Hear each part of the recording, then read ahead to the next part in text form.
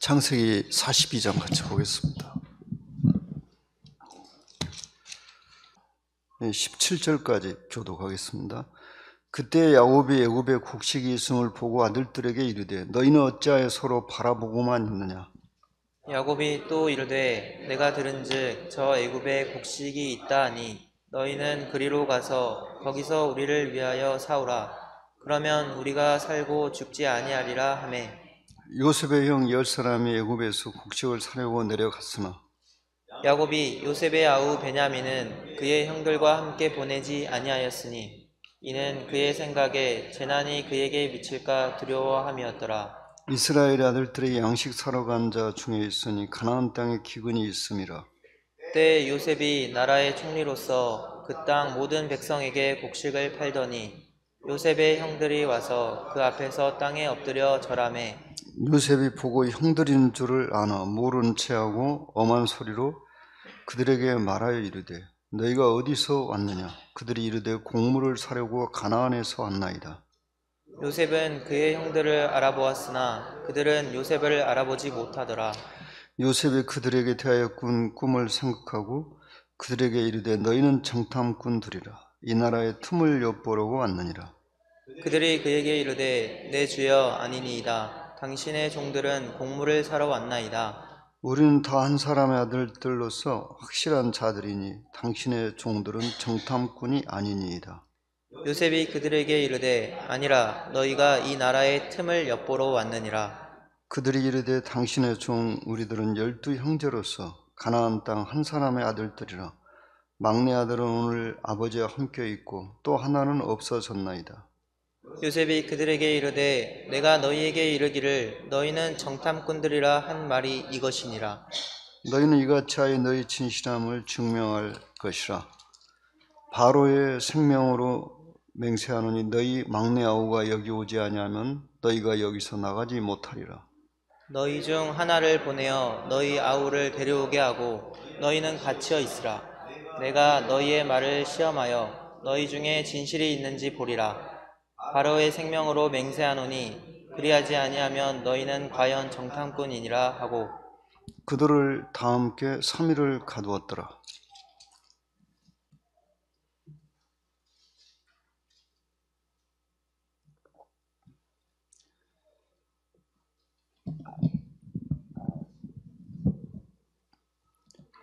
그때 이제 이렇게 42장이 시작되고 있죠. 아마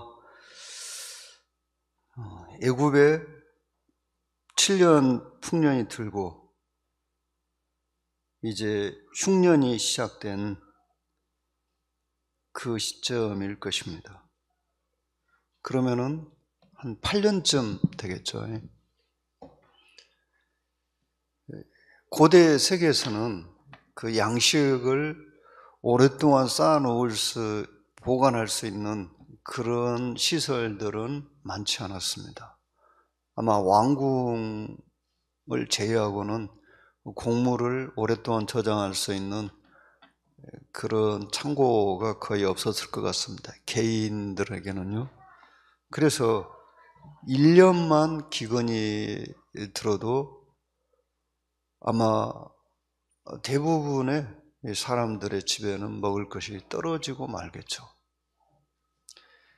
요즘에 이 우리나라의 가뭄이 아주 심한데요. 이번 비에 대해서 하나님께 정말 감사를 할 수밖에 없습니다. 이 비가 오지 않았다면 우리는 생활용수조차도 곧 바닥이 나가지고 아마 제한급수를 하지 않았을까 싶습니다. 그러면 이러한 것은 무엇을 우리들에게 교훈할까요? 하나님이 아니고는 사람이 이 땅에서 여유를 가지고 산다는 것은 불가능하다는 것입니다. 이 42장에서 우리가 정말 뼈저리게 느끼는 것은 하나님에 의해서 요셉이 그 형들이 요셉에게 절을 할 것이라고 말을 했는데 하나님께서 그것을 요셉의 꿈을 통해서 미리 보여주셨어요. 요셉이 임으로 말한 것이 아니고요. 그런데 그 요셉의 형들은 절대로 그런 일은 있을 수 없다. 사실 그 시대의 통상적인 개념으로는 형들이 동생한테 절을 한다는 일은 있을 수가 없는 일이었습니다. 그런데 그 다음에는 이 요셉의 부모님까지도 요셉에게 절을 하는 이 일이 꿈에 나타났어요. 그러니까 야곱도 놀랬죠. 하지만 야곱은 요셉의 형들처럼 생각하지는 않았습니다. 이 아이가 장차 큰 인물이 되겠구나, 이 정도는 생각을 했겠죠. 그런데 42장에서 그들이 일을 저지르고 대략 한 20년 지났겠죠. 21년 정도. 요셉을 그 구덩이에 던져놓고 이제 그 꿈이 어떻게 되는가 보자. 요셉을 해하려고 한 지 한 21년쯤 됐을 때 놀랍게도 요셉의 꿈이 이루어지는 것을 봅니다. 그리고 그 형들이 자기들이 저질렀던 이 죄에 대해서 잊어버리고 싶었지만은 절대로 잊지 못하는 이런 일이 42장에서 나옵니다. 딜 무디는 그가 쓴 소책자에서 그런 말을 했어요. 하나님께서 어느 날 우리의 기억의 샘을 건드리셨을 때 우리는 모두 우리의 죄들을 기억해낼 것입니다. 그 D.L. 무디가 그냥 자기 생각대로 한 말이 아닙니다. 분명히 성경의 근거에서 한 말이었습니다.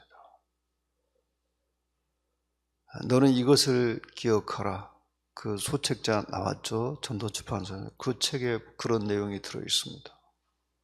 하나님께서 우리의 기억의 창고를 건드리셨을 때 우리들은 잊어버렸던 모든 일들이 마치 조금 전에 있었던 것처럼 생생하게 떠오르는, 그래서 자신이 지은 죄에 대하여 누구도 부인하지 못하는 이런 때가 반드시 올 것이라는 것입니다. 무디가 복음을 전하면서 그렇게 말을 했어요. 자, 그때 야곱이 애굽에 곡식이 있음을 보고, 전에 그 성경에서는 너희가 어찌하여 서로 관망만 하느냐 그렇게 돼 있었죠. 이제 우리 개역개정에서는 보고만 있느냐 이렇게 더 쉽게 번역을 해놨어요.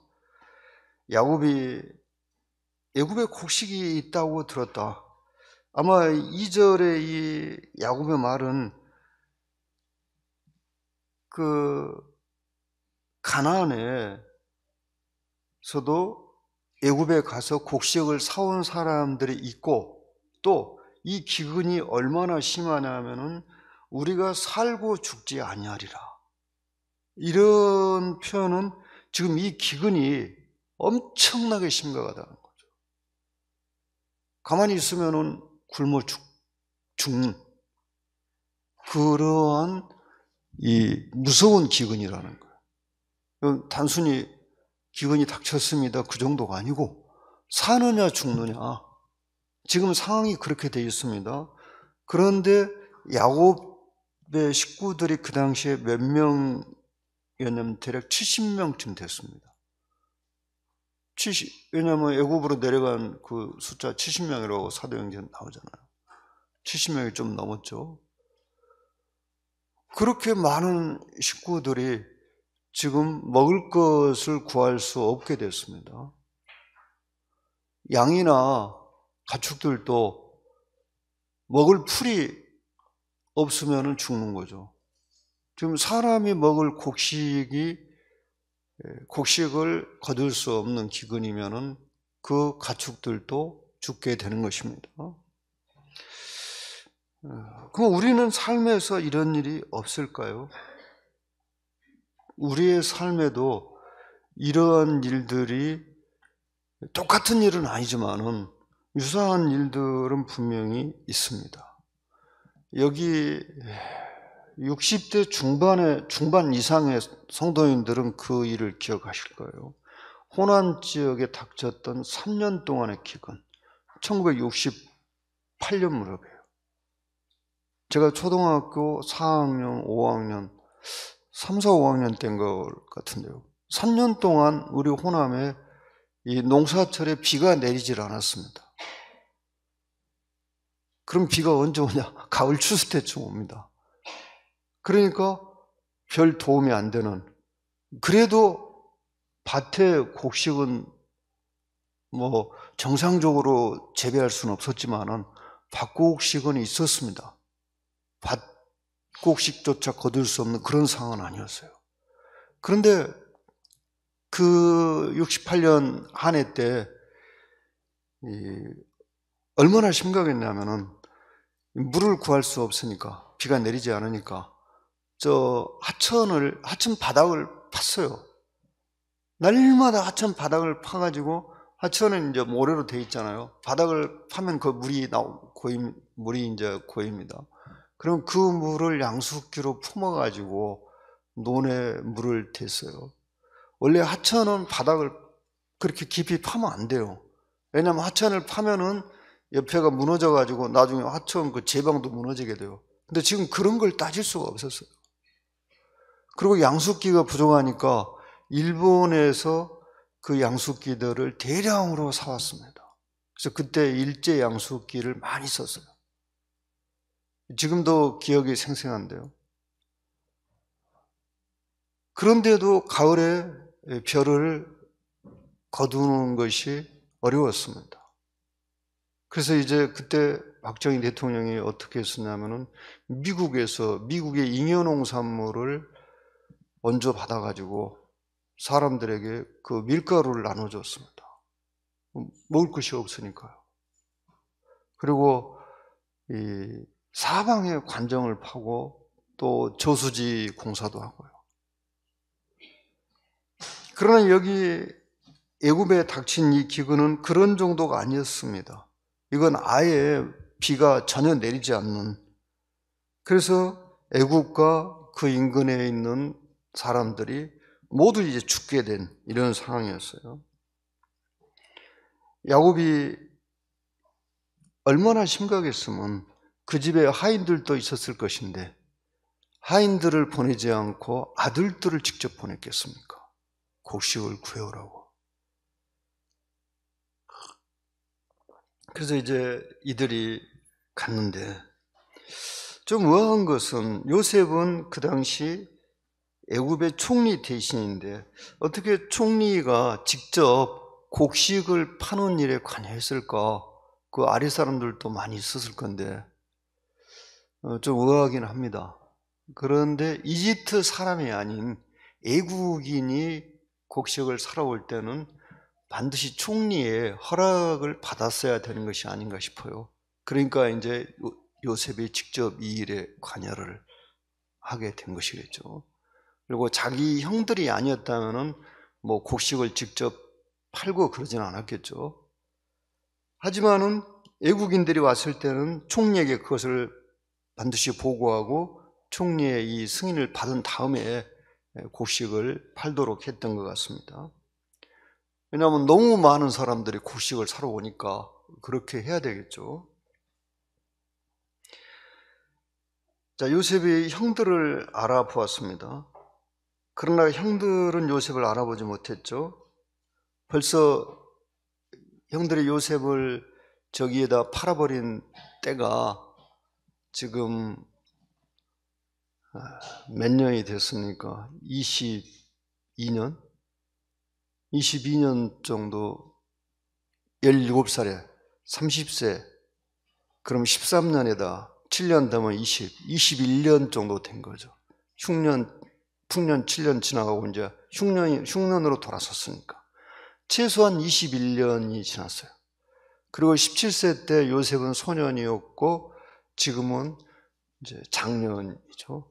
또 요셉이 애굽인의 옷을 입고 있었고 애굽인들은 모두 수염을 깎게 되어 있습니다. 가나안인들은 수염을 기르고요. 그리고 감히 애굽 총리 앞에서 요셉의 형들이 얼굴을 들어가지고 제대로 요셉을 볼 수도 없었겠죠. 그래서 요셉을 알아볼 수 없었어요. 그런데 요셉이 여기서 그 형들에게 이제 정탐꾼이라는 누명을 씌웁니다. 우리가 얼른 생각할 때 이거 요셉이 지난날 형들이 자신을 괴롭힌 것에 대한 보복을 하는 것이 아니냐 이런 생각을 할 수 있는데 요셉은 결코 그런 사람이 아니었습니다. 하지만은 요셉의 형들이 자신들이 저지른 그 죄에 대해서 분명한 회개가 있어야만 했습니다. 또 요셉의 마음에 늘 잊지 못하고 있는 것은 자기의 친동생 베냐민의 안부였어요. 그래서 여기서 이제 베냐민을 데려오라고 합니다. 혹시 베냐민도 자신처럼 그 형들에 의해서 어떤 일을 당한 것이 아닌가, 그 걱정이 있었던 것이죠. 요셉의 형들이 그런 말을 합니다. 우리는 한 사람의 아들들로서 확실한 자들이다. 11절에. 전에 성경에서는 이렇게 돼 있지 않았던 것 같아요. 독실한 자들이다. 이런 말을 했어요. 근데 이게 언어상으로 진실한 자들 혹은 정직한 자들 이런 뜻입니다. 이번 성경에서는 조금 언어의 의미하고는 좀 조금 거리가 있는 이런 번역이 나온 것 같아요. 그러니까 확실하다는 것과 진실하고 정직한 건 좀 다른 거죠. 확실하단 말은 신원이 분명한 그런 뜻이죠. 근데 이 앞에 성경에서는 독실한은 정직이나 진실과 뜻이 통합니다. 왜 이렇게 번역했는지는 잘 모르겠어요. 12 형제로서 하나는 없어졌다. 아마 그들은 요셉이 죽었다고 생각했던 것 같습니다. 이건 거짓말은 아니고요. 왜냐하면 지난 20년 동안 요셉이 살아 있었다면 무슨 단편적인 소식으로 들을 수 있을 건데 전혀 들은 적이 없어요. 그러니까 죽은 것이 아닌가 이렇게 추정을 한 것이죠. 요셉이 여기서 그들에게 너희는 정탐꾼이다 이렇게 이제 엄하게 말합니다. 그래서 너희들이 정탐꾼이 아니라는 것을 증명해라. 너희 아우를 데려오면은 내가 믿겠다. 근데 이 일련의 상황의 전개는 앞으로 이스라엘이 겪게 될 일들을 미리 보여주는 것이 아닌가 그런 생각이 듭니다. 요셉과 우리 주님이 닮은 부분은 100번 이상이 나온다고 합니다. 이 연구한 분이. 그러니까 주님과 요셉 이 인생이 닮은 것이 100번 이상이 나와. 요셉과 주님이 닮은 것이. 또 성경은 누가복음 끝에서 우리 주님이 부활하셔가지고 글로바와 다른 사람에게 이 성경에 자기를 가리켜서 기록한 것을 설명하셨다고 그랬어요. 주님께서. 그러니까 이 성경의 주제는 두말할 것도 없이 예수 그리스도입니다. 그래서 구약 성경에 많은 사건들이 주님과 관련이 있다는 것입니다. 그러면 앞으로 이스라엘이 이제 우리 주님을 다시 영접하게 될 때 그들은 반드시 해야 되는 일이 있습니다. 그건 뭐냐면은 우리 주님을 십자가에 못 박은 그 죄를 회개하는 것입니다. 그 죄를 회개하지 않는 이상 이스라엘은 우리 주님을 자신들의 메시아로 영접하지 못할 것입니다. 스가랴서 12장에도 이 부분에 대해서 분명하게 말씀이 기록되어 있습니다. 구약 성경 스가랴서 12장 찾아보시면요.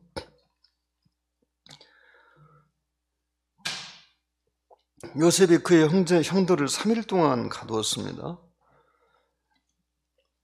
그런데 지금 요셉의 아버지 야곱을 비롯해서 가나안에 있는 가족들은 그 야곱이 아들들이 돌아오기만을 학수고대하고 있을 것인데, 또 여기 10명이 왔으면 한 60여 명 남았겠죠. 60여 명의 사람들이 먹을 것이 다 떨어지고 있는데 그들을 계속 놔둘 수 없잖아요. 요셉이 처음에 말한 대로 한 명만 보낸다면은 한 명이 어떻게 그 곡식을 다 갖고 갈 수 있겠습니까? 그러면 야곱의 가족들은 이제 굶게 되겠죠. 그래서 요셉이 여기서 한 명만 남기고 9명을 돌려보내는 것은 이 가나안에 남아있는 야곱의 가족들을 위해서였습니다. 그래야 곡식을 갖고 갈 수 있겠죠. 그러면 시므온을 왜 결박했을까? 요셉이 시므온에 대해서 어떤 그 악감정이 있었나, 그런 생각을 할 수 있는데 그건 확실하지 않습니다. 하여튼 뭐라고 할 수가 없어요. 그런데 우리가 이 시므온과 레위에 대해서 특별하게 살펴봐야 될 부분이 있습니다. 물론 이 42장의 주제는 그것과는 별 관련은 없습니다만, 창세기 49장 한번 보겠습니다.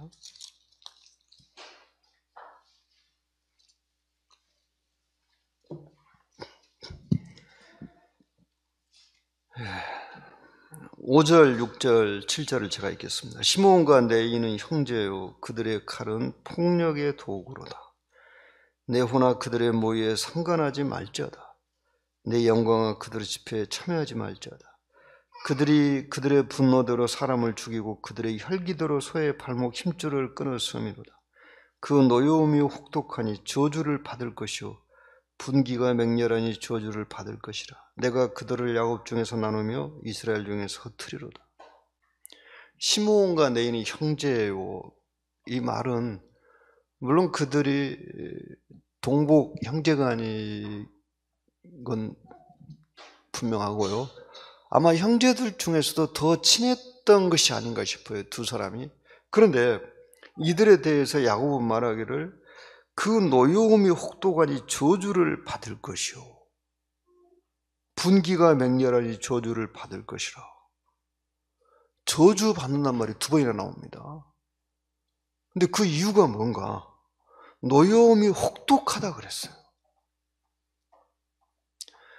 우리가 어떤 경우에 그냥 성질이 엄청 독한 사람을 볼 수 있습니다. 그리고 한 번 화를 내면, 분을 품으면 이걸 풀지를 않는 사람이 있어요. 화를 내다가도 어느 정도 자제를 해야 되잖아요. 근데 이 사람은 한 번 화를 냈다면 그냥 갈 때까지 가는 거예요. 그러면서 이제 나중에 뭐라고 말합니까? 끝나고 나서 난 뒤끝이 없어. 그러면 됩니까? 그러면 되는 거예요. 난 성질을 내도 금방 풀린다니까? 그러면 되는 거예요. 그럼 물어볼게요. 원자폭탄이 떨어져서 팡 터졌어요. 근데 원자폭탄도 오래 갑니까? 팡 터지면 바로 없어지죠? 그럼 원자폭탄 터져도 괜찮은 거예요. 생각을 해봅시다. 그래서 하나님의 말씀이 우리에게서 우리의 마음을 다스릴 수 없다면 그 말씀은 더 이상 우리에게 어떤 유익을 주지 못하는 거죠. 저는 이 말씀을 읽으면서 깜짝 놀랐어요. 이 말씀을 떠올리면서 초지일관도 좋지만은, 처음에 먹은 마음을 계속 품는 것도 좋지만은, 내가 이렇게 하면 안 되지, 그 생각이 든다면은 빨리 고쳐야 되겠구나. 그리고 화란 것은 그냥 그 걷잡을 수 없이 지독하게 막 엄청나게 폭탄이 터지듯이 이렇게 내서는 안 되는 거구나. 저주받았잖아요. 그래서 시므온과 네이 지파는 어떻게 됐어요? 시므온 인구조사 했는데 시므온 지파가 인구가 제일 적었어요. 그 다음에 네이 지파는 자기들의 기업이 없고 이스라엘 12지파 사이, 12지파에 그냥 이렇게 조금씩 땅을 나눠줬어요. 네이 지파는 자기들 전용 그 땅이 없었어요. 야곱이 예언한 대로 그대로 된 거예요. 야곱 중에 흩트겠다고 그랬잖아요. 근데 그 야곱이 말이 아니었어요. 하나님의 말씀이에요. 그러니까 여기 형제 자매들 가운데 한 번 화를 내면은 그냥 걷잡을 수 없이 화가 나는 분. 요즘 그거 뭐 분노 조절 장애 그렇게 그럴싸한 말로 미화시키는데요. 성경에서는 그 죄라고 했지 그 장애라고 안 했습니다. 사람들은 죄를 장애란 말로 자꾸 바꾸고 있어요. 그렇게 해서 죄책감을 없애는데 하나님은 그렇게 말씀하지 않습니다. 그래서 분노 조절 장애라고 생각되는 분, 그거 장애 아니고 죄니까 고치셔야 됩니다. 분노가 너무 심하니까 하나님이 저주를 내렸어요. 저주를 받을 것이라고 그랬어요. 노여움이 혹독하니 저주 받을 것이다. 분기가 맹렬하니 저주를 받을 것이라 2번이나 반복하셨어요. 얼마나 무서운 말씀입니까? 아마 시므온이 이제 12형제간 중에서도 시므온과 네이가 성질머리가 제일로 독하지 않았나 뭐 이런 생각이 듭니다. 행동을 보면 알 수 있잖아요. 조심해야 되겠죠, 우리들도. 자, 18절 보겠습니다. 사흘 만에 요셉이 그들에게 이르되 나는 하나님을 경외하노니 너희는 이같이 생명을 보존하라. 너희가 확실한 자들이면 너희 형제 중 한 사람만 그옥에 갇히게 하고 너희는 곡식을 가지고 가서 너희 집안의 굶주림을 구하고 너희 막내 아우를 내게로 데리고 오라. 그러면 너희 말이 진실함이 되고 너희가 죽지 아니하리라 하니 그들이 그대로 하니라. 그들이 서로 말하되 우리가 아우의 일로 말미암아 범죄하였도다. 그가 우리에게 애걸할 때 그 마음의 괴로움을 보고도 듣지 아니하였으므로 이 괴로움이 우리에게 임하도다. 누벤이 그들에게 대답하여 이르되 내가 너희에게 그 아이에 대하여 죄를 짓지 말라고 하지 아니하였더냐. 그래도 너희가 듣지 아니하였느니라. 그러므로 그의 핏값을 치르게 되었도다 하니 그들 사이에 통역을 세웠으므로 그들은 요셉이 듣는 줄을 알지 못하였더라. 요셉이 그들을 떠나가서 울고 다시 돌아와서 그들과 말하다가 그들 중에서 시므온을 끌어내어 그들의 눈앞에서 결박하고 명하여 곡물을 그 그릇에 채우게 하고 각 사람의 돈은 그의 자루에 도로 넣게 하고 또 길 양식을 그들에게 주게 하니 그대로 행하였더라. 우리는 25절의 이 말씀을 보면서 요셉이 추워도 그 형들에게 보복하고 있는 것이 아니라는 것을 알 수 있습니다. 그런데 여기서 요셉은 베냐민이 오지 않은 것에 대해서 의구심이 있었던 것은 사실입니다. 왜냐하면 베냐민은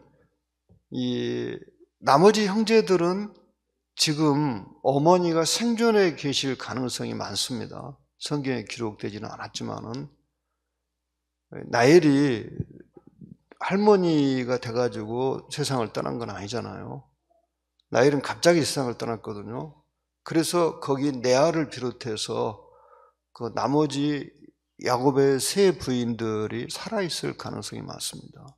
그런데 여기에 누굽니까? 베냐민은 없는 거죠. 또 그래서 베냐민도 자기처럼 이 형들에게 어떤 일을 당한 것이 아닌가, 혹은 베냐민이 지금 어떻게 돼 있는가. 왜냐하면 여기 10명은 다 봤잖아요. 그런데 베냐민만 볼 수 없었어요. 그래서 베냐민을 데려오라고 하는 것입니다. 그런데 이 요셉의 형들이 여기서 이제 이런 말을 합니다. 그들이 서로 말하되 우리가 아우의 일로 말미암아 범죄하였도다. 비로소 그들은 20여 년 전에 자신들이 저지른 그 죄를 떠올리게 됩니다. 그러면 이들이 그 당시에 어떤 마음이었는가? 한번 돌아가 보겠습니다. 38장입니까? 38장을 보겠습니다.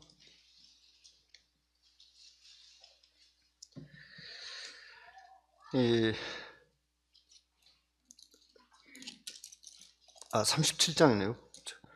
37장 25절에 보시면요. 그들이 앉아 음식을 먹다가 눈을 들어 본즉 한 무리의 이스마엘 사람들이 길르앗에서 오는데, 지금 자기들의 친동생은 저 구덩이에 빠뜨려 놓고 거기서 지금 무서워서 벌벌 떨고 있는데, 그들은 어떻게 행동했습니까? 그 동생의 그런 고통에 대해서는 전혀 아랑곳하지 않고 거기서 만나게 음식을 먹고 있었어요. 이런 것이 무엇을 우리들에게 깨닫게 할까요? 이렇게 하면 안 되죠. 근데 그들은 그걸 잊어버렸지만은 하나님은 잊어버리지 않고 있었다는 것입니다. 그런 행동에 대해서. 우리가 어떠한 성도님이 고통을 겪고 있는데 이제 그런 일에 대해서 무관심하다. 과연 그것이 하나님 보시기에 괜찮은 것인가? 아니라는 거죠. 하나님은 그런 일에 대해서 다 보고 계시고 또 기억하고 계십니다. 이 성경은 이 일에 대해서 또 말씀하고 있어요. 한번 찾아보실까요? 21절 듣지 아니하는 거죠. 아모스서 한번 보시랍니까? 6장 6절이요. 대접으로 포도주를 마시며 귀한 기름을 몸에 바르면서 요셉의 환난에 대하여는 근심하지 아니하는 자로다. 이 말씀이 기록된 배경이 바로 야곱의 아들들이 요셉을 구덩이에 빠뜨려 놓고 그 옆에서 음식을 먹으면서 포도주를 마시면서 음식을 먹었던 그 배경이 아닌가 싶습니다.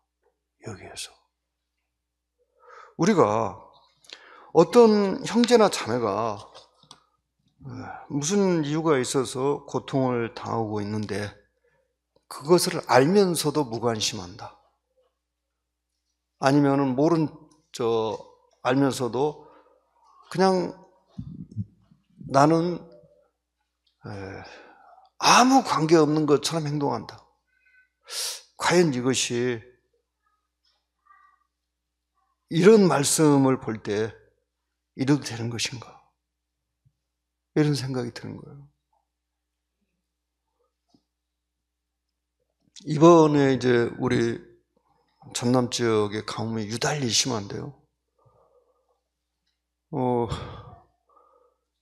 이것 때문에 막 걱정하는 사람들이 있었어요. 누구냐면 그리스도인들이 아니고요. 물 관리하는 사람들, 물 관리를 맡은 공무원들, 시에서, 그러니까 정수장에 근무하는 사람들, 그 사람들은 엄청 걱정을 했어요. 물 때문에.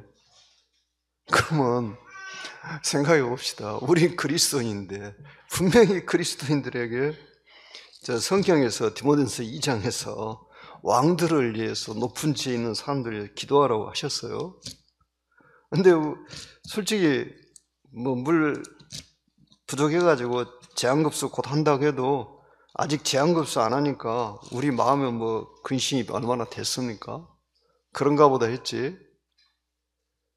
그런데 우리 그리스도인들이 국가의 어려움이나 혹은 이 형제 자매님들의 어려움을 보면서 무관심한다. 과연 그것이 옳은 것인가? 생각을 해봐야죠. 조금 전에 제가 지나치게 화를 내는 것도 저주받는다는 말씀을 보여드렸는데요. 이 동생은 지금 저 구덩이에 빠뜨려 놓고 동생을 그 동생이 어른도 아니고 소년인데 무서워서 벌벌 떨고 있는데 죽을까 봐서 그 옆에서 만나게 포도주 마시고 음식 먹고 있어요. 아모스서 6장 6절에서 그것을 책망했어요. 하나님께서. 성경은 우리들에게 우리들의 행위를 돌아보고 더 나은 삶을 살도록 가르치고 계시는 거죠. 가르치고 있죠. 만약에 우리가 성경에서 우리들의 어떤 고쳐야 될 점들을 전혀 발견하지 못한다. 그러면은 이거야말로 영적으로 무감각 상태에 있는 거죠. 자, 다시 42장 보겠습니다.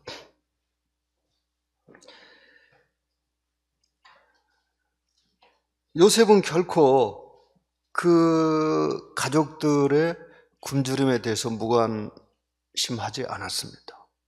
그러니까 한 명만 남겨놓고 9명 돌려보냅니다. 9명이 가야 그 가족들이 먹을 곡식을 갖고 갈 수 있잖아요. 그런데 이제 요셉의 형들이 자기들의 죄를 뉘우치기 시작합니다. 21절에요. 또 22절에 누벤이, 그럼 누가 이렇게 만들었습니까? 이들을. 하나님이요. 이들이 죄를 짓고도 자신들의 죄에 대해서 무관심하고 있었어요. 회개하려고 안 오고. 그런데 하나님께서 이제 그들이 자신들의 죄를 뉘우칠 수밖에 없는 환경에 두신 것입니다. 우리 그리스도인들은 불신자와는 다릅니다. 우리 그리스도인들이 죄를 짓고도 그 죄를 그냥 일부러 잊어버리고 있다. 과연 하나님께서 그 상태에 그대로 내버려 두실까요? 그렇지 않다고 봅니다. 우리가 죄를 짓고도 자기의 죄를 회개하지 않는다면은 하나님께서는 죄를 뉘우칠 수밖에 없는 환경으로 우리를 몰아넣으실 수 있다는 것입니다. 그렇게라도 해야 죄를 버리겠죠. 하나님의 자녀가 죄를 짓고도 죄를 버리지 않고 계속 살아간다는 것은 하나님 보시기에 매우 불쾌한 일이 될 것입니다. 자, 26절 또 볼까요? 그들이 곡식을 나귀에 싣고 그곳을 떠났더니 한 사람이 여관에서 나귀에게 먹이를 주려고 자루를 풀고 본즉 그 돈이 자루 아귀에 있는지라. 그가 그 형제에게 말하되 내 돈을 도로 넣었도다. 보라, 자루 속에 있도다. 이에 그들이 혼이 나서 떨며 서로 돌아보며 말하되 하나님이 어찌하여 이런 일을 우리에게 행하셨는가 하고 그들이 가나안 땅에 도나와 그들의 아버지 야곱에게 이르러 그들이 당한 일을 자세히 알리어 아뢰되 그 땅의 주인인 그 사람이 엄하게 우리에게 말씀하고 우리를 그 땅에 대한 정탐꾼으로 여기기로 우리가 그에게 이르되 우리는 확실한 자들이요 정탐꾼이 아니니이다. 우리는 한 아버지의 아들 12 형제로서 하나는 없어지고 막내는 오늘 우리 아버지와 함께 가나안 땅에 있나이다 했더니 그 땅의 주인인 그 사람이 우리에게 이르되 내가 이같이 하여 너희가 확실한 자들임을 알리니 너희 형제 중에 하나를 내게 두고 양식을 가지고 가서 너희 집안에 굶주림을 구하고 너희 막내 아우를 내게로 데려오라. 그러면 너희가 정탐꾼이 아니오 확실한 자들임을 내가 알고 너희 형제를 너희에게 돌리리니 너희가 이 나라에서 무역하리라 하더이다 하고 각기 자루를 쏟고 본즉 각 사람의 돈 뭉치가 그 자루 속에 있는지라. 그들과 그들의 아버지가 돈 뭉치를 보고 다 두려워하더니 그들의 아버지 야곱이 그들에게 이르되 너희가 나에게 내 자식들을 잃게 하도다. 요셉도 없어졌고 시므온도 없어졌거늘 베냐민을 또 빼앗아 가고자 하니 이는 다 나를 해롭게 함이로다. 누벤이 그의 아버지에게 말하여 이르되 내가 그를 아버지께로 데리고 오지 아니하거든 내 두 아들을 죽이소서. 그를 내 손에 맡기소서. 내가 그를 아버지께로 데리고 돌아오리이다. 야곱이 이르되 내 아들은 너희와 함께 내려가지 못하리니 그의 형은 죽고 그만 남았음이라. 만일 너희가 가는 길에서 재난이 그에게 미치면 너희가 내 흰머리를 슬퍼하며 수월로 내려가게 함이 되리라. 자, 여기서 우리들이 정말 참담한 모습을 보게 되죠. 왜냐하면은 야곱의 아들들은 여전히 거짓말을 하고 있었습니다. 아버지한테. 어떻게 거짓말했습니까? 요셉이 죽었다고 거짓말하고 있잖아요. 그리고 야곱은 요셉이 죽었다고 믿고 있고요. 그런데 아들이 세상을 떠난 지 20년이 넘었는데도 여전히 아버지는 슬퍼하고 있었습니다. 이것이 아버지와 그 자녀의 차이겠죠. 제가 우리 고향에 이 친구 아버님을 생각할 때요, 그분이 좀 빨리 돌아가셨어요. 요즘 기준으로 보면. 그런데 어떤 일이 있었냐면은 제 또래 친구가 이 폐암으로 일찍 세상을 떠났습니다. 근데 그 친구의 이 묘를 그 집 대문간에서 이렇게 저쪽 보이는 데다 묘를 만들었어요. 건너편 산에 만들었는데 그 집 대문에 나오면 그냥 뻔히 보이는 거예요. 뭐 무덤이 정확히 보이지는 않지만 거기에 무덤이 있는 위치가 그냥 바로 보이는 거예요. 근데 그 아버님이 이 대문을 나올 때마다 거기를 바라보면서 탄식을 하지 않았겠습니까?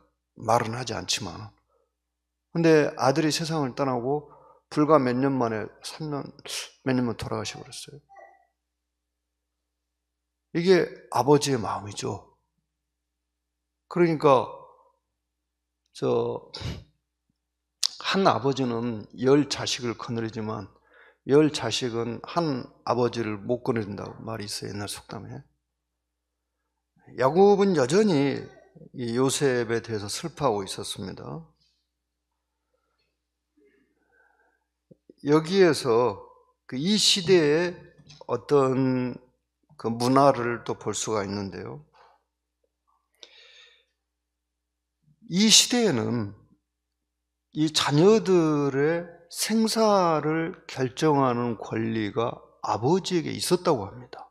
그래서 누벤이 이 베냐민을 데리고 가서 내가 다시 데려오지 못한다면은, 집으로 데려오지 못한다면은 내 2 아들을 아버지가 마음대로 하십시오.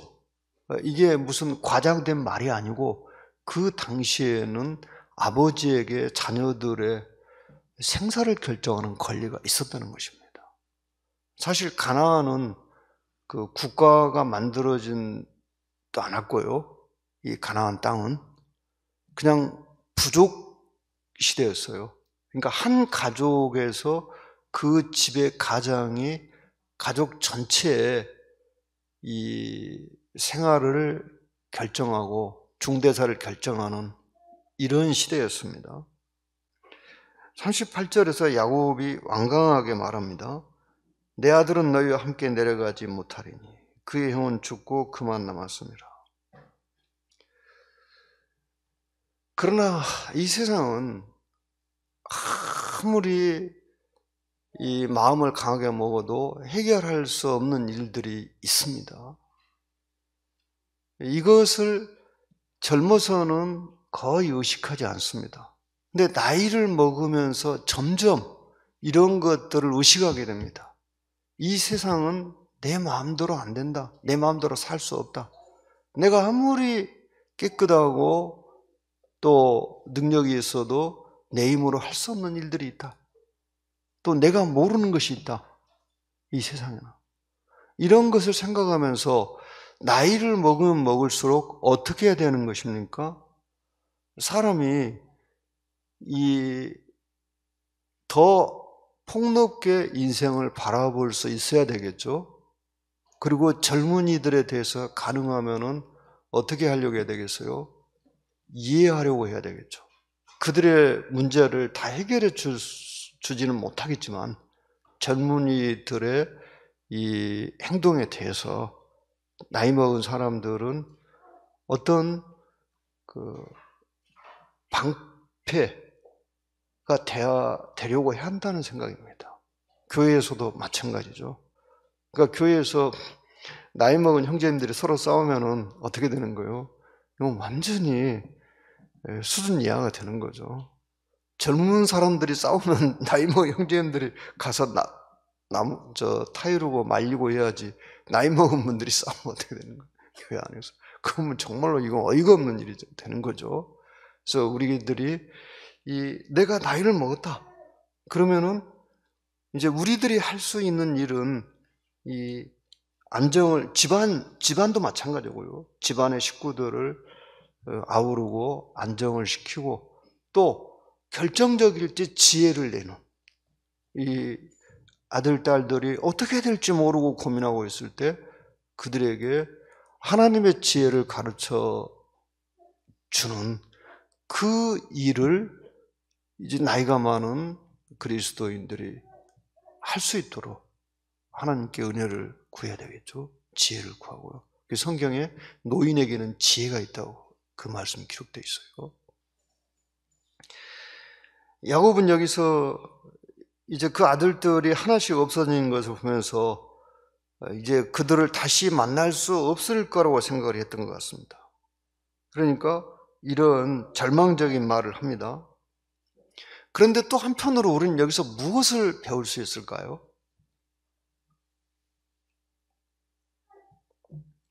야곱과 같은 형의 사람들. 야곱은 젊은 시절 시종일관 자신이 뭔가를 계획하지 않으면 안 돼. 야곱의 믿음은 그랬어요. 내가 뭔가를 하지 않으면 안심을 할 수가 없어. 물론 그게 꼭 죄라고 할 수는 없어요. 그런데 그 과정에서 야곱은 속임수를 썼다는 것입니다. 그래서 그 결과 이 아들들에게 똑같은 속임을 당하죠. 이 야곱이 염소 가죽으로 아버지 이삭을 속였는데 그 아들들이 염소 피를 요셉의 옷에 묻혀가지고 야곱을 속였잖아요. 그리고 누굽니까? 자신보다 월등한 더 사기꾼 나반을 만나가지고 아주 나반한테 진저리가 날 만큼 당하잖아요. 그것만 해도 엄청난데 아들들에게 당하고 지금 마지막이 아니라 지금 130세 다 됐어요. 이때가 야곱의 나이가 한 129세쯤 됐다고 보입니다. 야곱이 애굽으로 내려갔을 때 130세였거든요. 그러니까 129세인데 세상에 지금도 아들들이 아버지를 속이고 있어요. 요셉이 죽었다고 말하잖아요. 물론 그 요셉의 형들은 요셉이 죽었다고 생각했는 것 같습니다만은 여전히 지금 속이고 있는 거잖아요. 아버지는 진실을 모르고 있잖아요. 요셉의 형들은 아버지에게 한 번 거짓말을 하니까 그 뒤로 계속 거짓말을 하고 있습니다. 그 요셉의 일로. 이런 건 뭘 가르쳐 주는 거예요? 우리가 거짓을 버려야 한다는 거죠. 거짓이라는 것은 결코 가만히 있지를 못해요. 그 거짓말을 감추기 위해서 또 다른 거짓말을 해야 돼. 계속. 그래서 우리 그리스도인의 특징,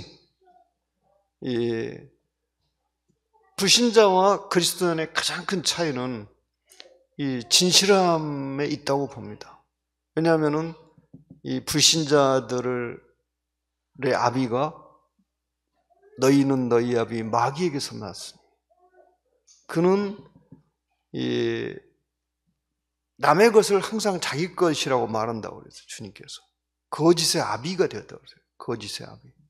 그러니까 우리 그리스도인이 이 불신자와 가장 확연한 차이가 나는 것은 그리스도인은 거짓말을 하면 얼굴에 당장 나타난다는 거예요. 그게 거짓말 못해. 하면 그냥 얼굴색 하나도 안 바꾸고 할 수가 없어. 그리스도인은 거짓말하면 왠지 말부터가 이상해져, 어색해져. 이게 그리스도인입니다. 불신자들은 거짓말을 다 그런 건 아니겠지만 요즘에는 이렇게 보면 그러잖아요. 거짓말 얼마나 많이 했는지 자기가 거짓말하고 있는 것도 몰라. 우리나라 그 모 국회의원이 맨날 거짓말하니까 이제 뭐 거짓말 면허증이라도 받은 것처럼 행동한다고 하니까 나중에 뭐라겠어요? 이런 것은 다 뭐라고요? 뭐라고 하더라? 그냥 흔히 있는 것이다. 이런 것은 아무것도 아니다. 이런 식으로 말을 하는 걸 보고 이제 더 놀래버렸어요. 그 사람은 거짓말을 엄청나게 해놓고 이런 건 아무것도 아니다. 이런 식으로 말을 하니까. 이 야곱의 이 아들들, 지금도 아버지 앞에서 여전히 거짓말을 하고 있습니다. 이 진실을 말하지 못하고 있습니다. 근데 뿌리를 자세히 살펴보니까 이 동생이 행한 혹독한 그 행동 때문에 지금 여기까지 오고 있고, 이들은 지금 굶주림과 가난에 시달리고 있다는 것입니다. 이게 우연이라고 생각하십니까? 성경 학자들이 이렇게 말합니다. 야곱의 아들들이 요셉을 그렇게 팔아버린 뒤에 그들은 가난과 굶주림의 후회에 시달렸다고 말합니다. 그 죄라는 것이 무서운 것이죠. 이들은 지금 자신들이 부인했던 그 행동을 할 수밖에 없게 됐어요. 요셉한테 가서 엎드려서 절하고 이제 애걸복걸할 수밖에 없는 처지가 됐습니다. 누가 이렇게 했습니까? 하나님이 그렇게 하셨어요. 이들은 절대로 아니라고 부인했어요. 그럴 리 없다고. 그런데 자기도 모르게 요셉을 통해서 증거되는 하나님의 말씀대로 하고 있는 거예요. 이게 얼마나 무서운 일입니까? 그래서 우리는 하나님의 말씀 앞에서 정말 두려워해야 한다는 것입니다. 하나님이 말씀하신 것에 대해서 절대로 그런 일이 일어나지 않을 거라고 말할 수 있고, 나는 결코 그런 일 안 당할 것이라고 말할 수 있을지 모르지만은, 우리보다 월등하게 지성이 뛰어나신, 아니 우리들이 상상도 할 수 없는 지성을 가진 하나님은 다 살피고 있는 거예요. 그래서 이 교회 역사에 보면은 경건한 사람들이 늘 어떻게 살았습니까? 혹시라도 하나님의 말씀에서 떨어질까 봐서 자기를 살피고 전전긍긍했던 것이에요. 자신으로 인해서 어떤 상처를 받는 이 그리스도인이 없는가, 이걸 살펴보고요. 내가 또 이 하나님 말씀 앞에서 교만하게 행동하는 것은 없는가. 그럼 우리가 볼 때 그들이, 저 이런 말 들을 때요, 너무너무 속이 상합니다. 쫌생이다. 작은 일에 얽매이고 작은 것도 막 살펴보고 작은 죄도 안 지으려고, 정말 원체 이게 사람 그릇이 작아서 그렇게 행동하겠습니까? 정말로 답답한 일이죠. 그렇지 않습니다. 우린 여기서 야곱의 형들이 당하는 일을 보면서 우리의 인생에는 이런 일이 없기를 정말 바라는 것입니다. 그러려면 어떻게 해야 되느냐? 너그러워야 된다는 거죠. 사람들에게. 또 하나님의 말씀을 경외해야 한다는 것입니다. 자신을 날마다 살펴보고 혹독한 행동하지 말고, 아주 분노가 머리 끝까지 치밀어 올라가지고 앞뒤 안 가리고 아무것도 보이지 않는 것처럼 행동하지 말고, 화가 나더라도 그것을 다스리려고 하고 또 화를 풀고 선을 추구하는 삶. 시편 15편에 보시면요, 그런 사람에 대해서 나옵니다. 여호와여, 주의 장막에 거하며 주의 성산에 머무를 자 누구니까. 짧은 시편입니다만은 그 말씀을 생각하면서 마음에 큰 교훈과 감동을 받습니다.